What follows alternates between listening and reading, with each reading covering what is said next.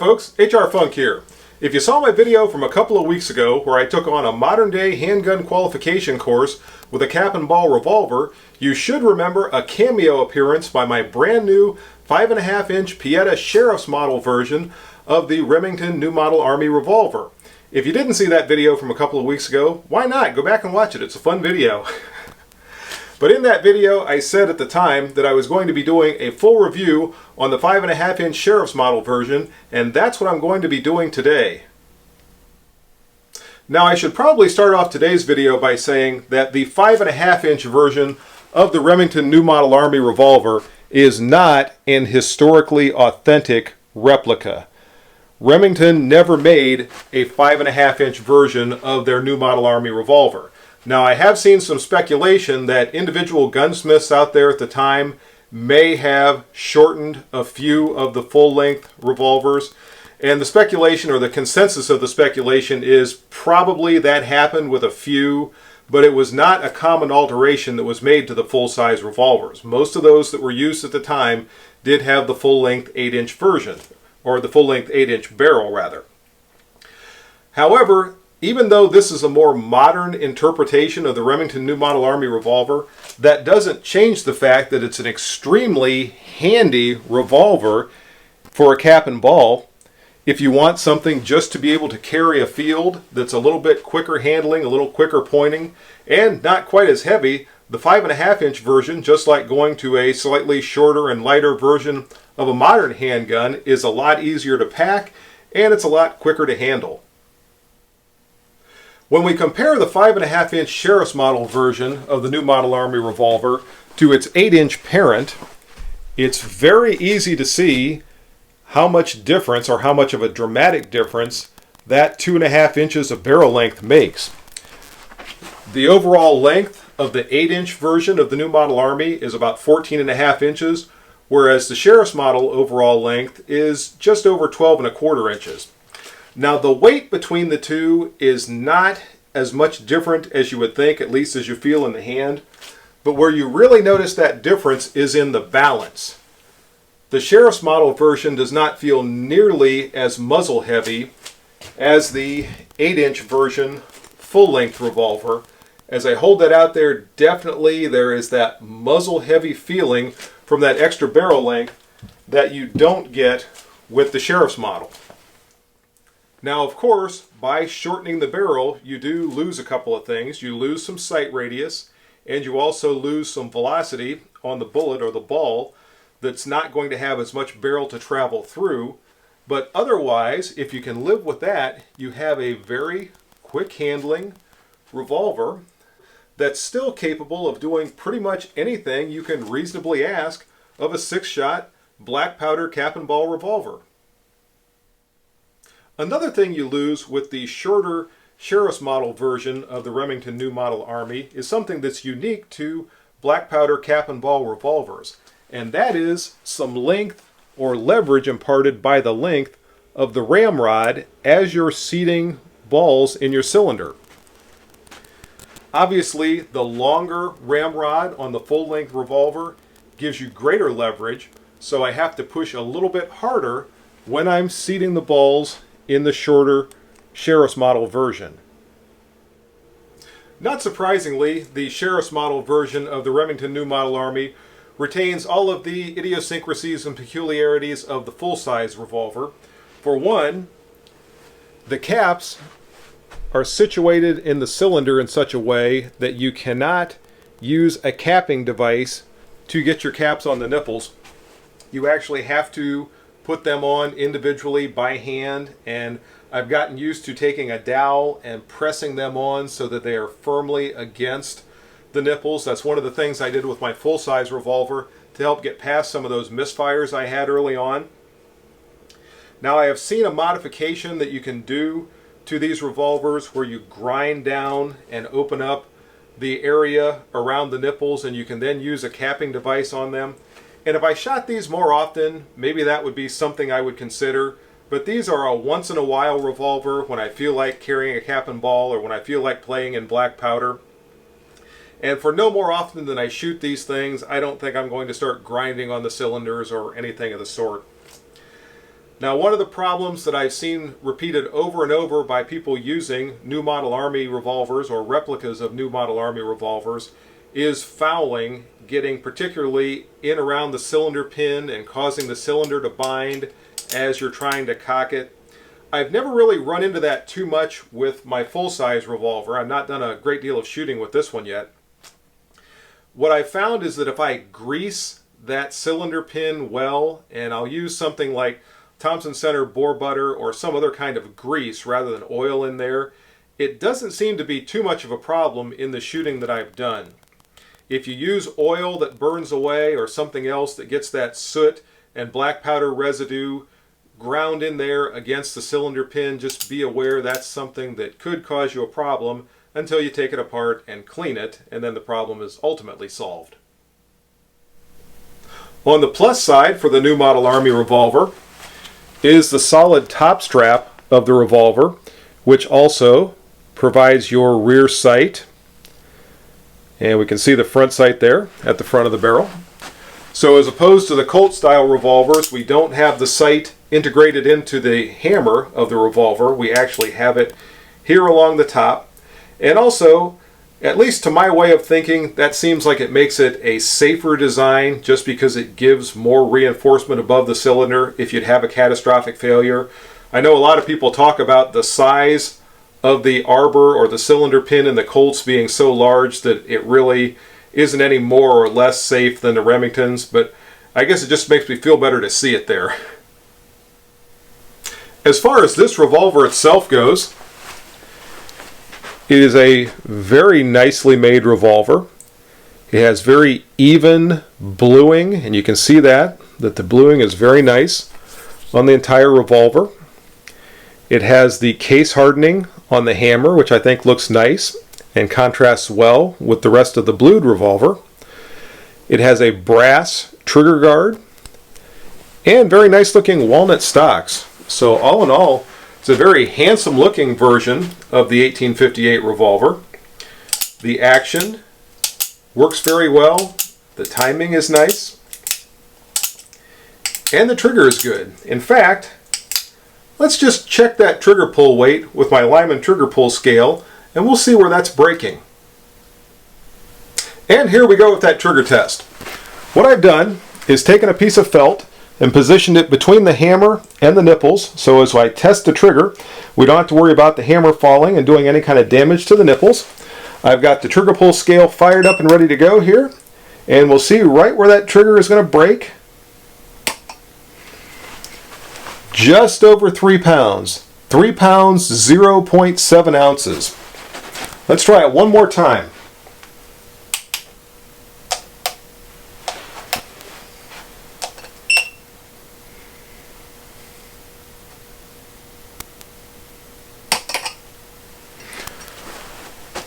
£3, 0.6 ounces. So not only is it relatively light and crisp, but it also is very consistent. Alright, before we totally leave the weights and measures portion of the video, let's go ahead and put both the Sheriff's model and the full-size New Model Army revolver on the official Cabela's scale and see just what that weight difference is with the reduced barrel length. And here is the full-size revolver in place on the official Cabela's scale, and it is weighing in at 2 3/4 pounds, pretty much right at 2 pounds 12 ounces. And the Sheriff's model is now in place, and it's weighing right at 2.5 pounds. So really, weight-wise, between the full-length 8-inch version and the 5.5-inch Sheriff's version is only about 1/4 pound. Just a couple 3 ounces is really all there is difference in the weight. But again, the real difference you notice between the two is in the balance. And that's about as much information as we can get looking at the Sheriff's model of the Pietta New Model Army revolver in the shop. Now let's head out to the range and do some shooting, and we'll see how it does there. Oh, one more thing before we leave. When I was reviewing the video a few minutes ago, I noticed that prominently behind me are the stars and bars. And I wanted to point out the fact that this is the box that the original 8-inch version of my New Model Army revolver came in. And I put it there when I set up the initial shot for the video thinking that it made a good backdrop, and I didn't realize how prominent that was behind me until, as I said, I reviewed the video. The box also has the Union stars over here, so I think this was just an idea that the original revolver was used during the American Civil War, and this was to commemorate that fact. And I just wanted to point out the fact that having this behind me, I'm not trying to offend anybody, I'm not trying to make any statement or anything like that. That just happened to be what Pietta put on the box. So with that out of the way, let's head out to the range and do some shooting with the Sheriff's model, and like I said, we'll see how it does there. And as you can see, I've arrived here on the range with my Pietta Sheriff's version of the New Model Army revolver to put it through its paces. What I'm going to do in just a couple of minutes is start through my usual handgun testing battery. I'm going to start out with an accuracy test from 30 feet. When I do that, or maybe I should say when I did that, with the full-size version of this revolver, it demonstrated very good accuracy for any kind of firearm, let alone a cap and ball revolver. So I'll be interested to see if the Sheriff's model version is as accurate as its full-size counterpart. So here we go, let's take a look and see how it does.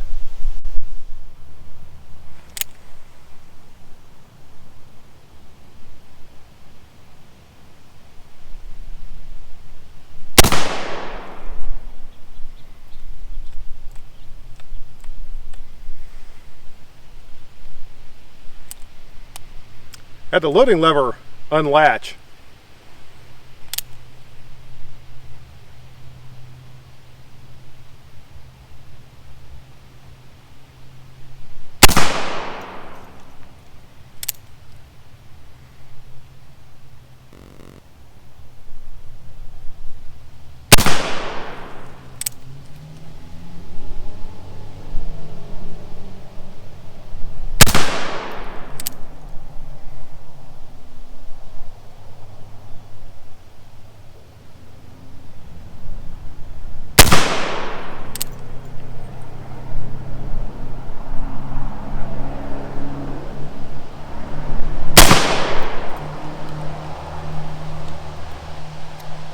Okay, had a malfunction on the first shot, and I have a feeling since that happened on the very first shot, I must not have gotten that lever completely latched after I got done loading this revolver. It never happened again, so I'll keep an eye on it and see if that's going to be a problem, or if it was just a one-time anomaly with the first shot out of the revolver. And much like its bigger sibling, this revolver is demonstrating very good accuracy. 5 out of those 6 shots are 10s and X's, and they're in about a little over a 1-inch group, maybe 1¼ inches. I pulled a solid 9 down here at 6 o'clock. I'm sure that was probably me. But again, that revolver, or that accuracy rather, is looking very good out of the Sheriff's model. Alright folks, I've moved back to 50 feet, and I've swapped out my bullseye target for a human silhouette. Let's see how the Sheriff's model does from this distance.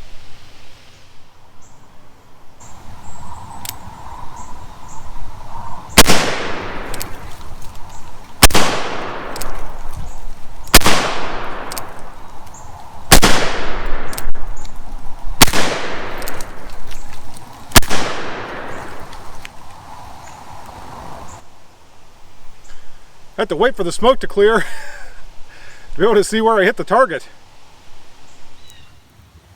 Alright, not bad. 5 out of the 6 are nicely centered in the target. I have one that I pulled a little bit low and to the left. I'm sure this was me. Other than that, I think my bad guy would have been having a pretty bad day from 50 feet. Alright folks, as you can see, the water bottle desperados are back in town. But what they don't know is there's a new Sheriff's model in town. Let's see if we can use it to teach them a lesson.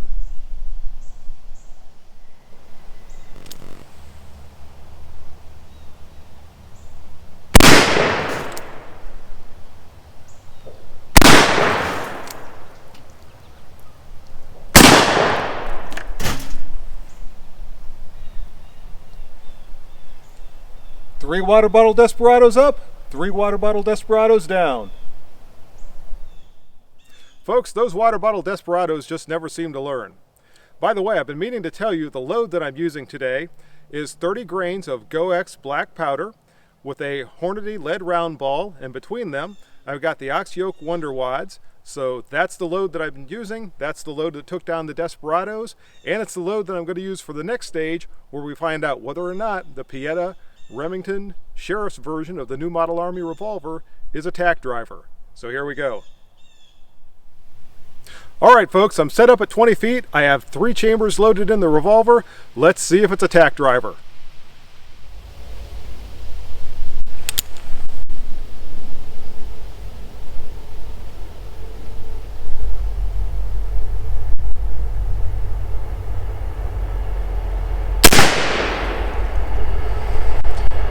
Just off to the left.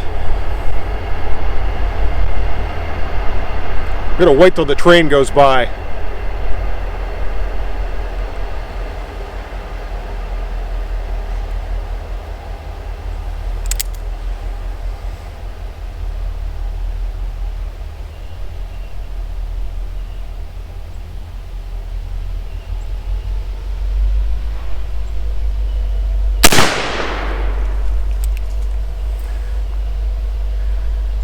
Close, folks. That's folks from the train giving me a vote of confidence.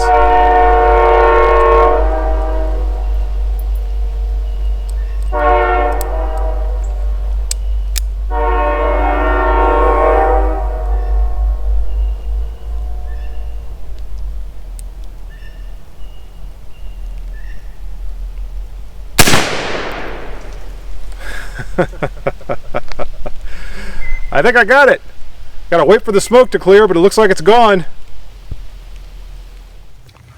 All right, the answer to the question, is the Pietta Sheriff's model a tack driver? Yes, it is. I saw this little sliver of plastic from back there, and I thought for a minute maybe it just pushed the cap off to the side, but that is just a chunk of plastic. The tack is gone. So again, my new revolver is a tack driver. So there you go, folks. Pietta's 5.5-inch Sheriff's model version of the Remington New Model Army revolver is a lot of fun. It's a good shooting revolver. It's lighter and has a little bit better balance than the full-size revolver does. Again, it's a modern-day iteration of the classic Remington design, but there's absolutely nothing wrong with it. If you like black powder revolvers, if you like to play with these things once in a while, or just carry something different every once in a while when you go afield, these are a lot of fun. And another thing that I didn't mention before is, compared to modern day firearms, they're relatively inexpensive. I think I paid right around $300 for this. Maybe it was a little bit less, maybe it was more like $275. And most of the black powder revolvers that you see out there are substantially less than a similar cartridge firing modern revolver. So that's the video for today. I hope you enjoyed it. If you had any questions or comments, as always, leave those below. And until next time, good shooting. Bye-bye.